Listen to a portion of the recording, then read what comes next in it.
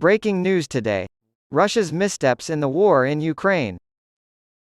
The most infamous speech given by President George H. W. Bush during his single term in office took place in August 1991. While Ukraine was still part of the Soviet Union, Bush voiced concern to the Ukrainian parliament about the possibility of a push for full independence. Those who seek independence, to replace a far-off tyranny with a local despotism, will not have the support of the American people, he said. They will not support those who advocate for suicidal nationalism, based on racial bigotry. The reception of Bush's address has been less than favorable.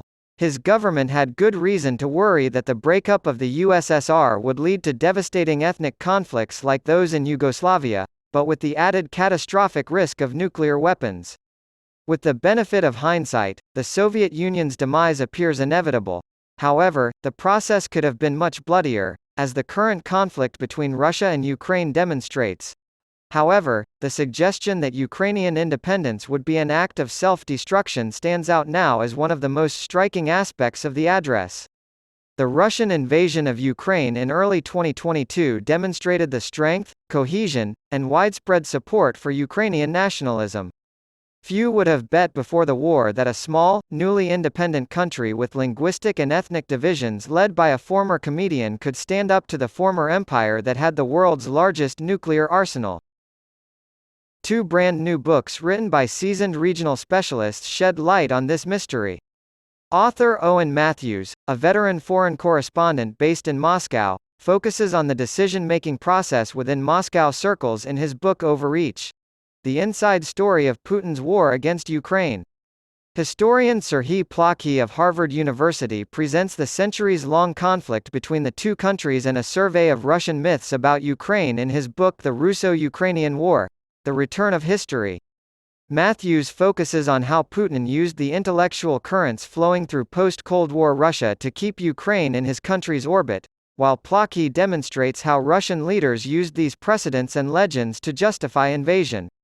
Taken as a whole, these books shed light on why Russia chose to invade Ukraine and why the country's surprisingly robust resistance shocked the world.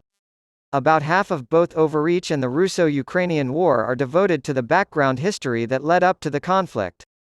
According to Plokhy, the economic collapse, regional strife, and political looting that plagued Ukraine in the 1990s made life there even more difficult than it was in Russia. However, in the 21st century, the country came together around a democratic philosophy. Putin was President Boris Yeltsin's hand-picked successor, but he was unable to keep Ukraine in Russia's orbit or reconcile his countrymen to the loss of their former empire. After Yeltsin became prime minister, Putin was given responsibility for waging war against Chechen rebels, as stated by Plokhy. As the article states, Putin took control of the war effort in the most public way possible, appearing on television again and again to threaten the rebels and demonstrate his and Russia's resolve to defeat the insurrection. After only a short time in office, he had earned widespread acclaim for his leadership and had become widely recognized as the country's most popular politician. More than 2 decades later, in early 2022, he had the Russian military occupy all of Ukraine, and his reputation had completely eroded. Matthews and Plokhy both dig deep into Putin's psyche, but they find different things. Matthews thinks the Russian leader is less of a genius strategist than he has been portrayed to be in the West. When compared to the average Russian, he is a smarter, fitter, and more sober version of the Russian everyman, writes Matthews. Matthews attributes the president's decisions to his reticent, hypermasculine personality, as well as his feelings of shame over Russia's international weakness, propensity for corruption, and anti-Western sentiment. Putin's attempts to subjugate Ukraine were motivated as much by instinct and resentment as by strategic calculation. According to Plokhy, Putin is more of a thinker than a politician because of his admiration for anti-communist dissident Alexander Solzhenitsyn, who advocated for the unification of Russia, Ukraine, and Belarus.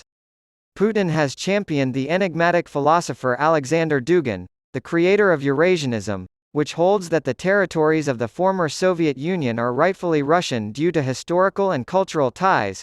Dugin's daughter was killed in a car bombing in Moscow this past summer. Putin's wide appeal can be better explained by Plocky's portrayal of a deliberate, cunning leader than by Matthew's emotional, impulsive one.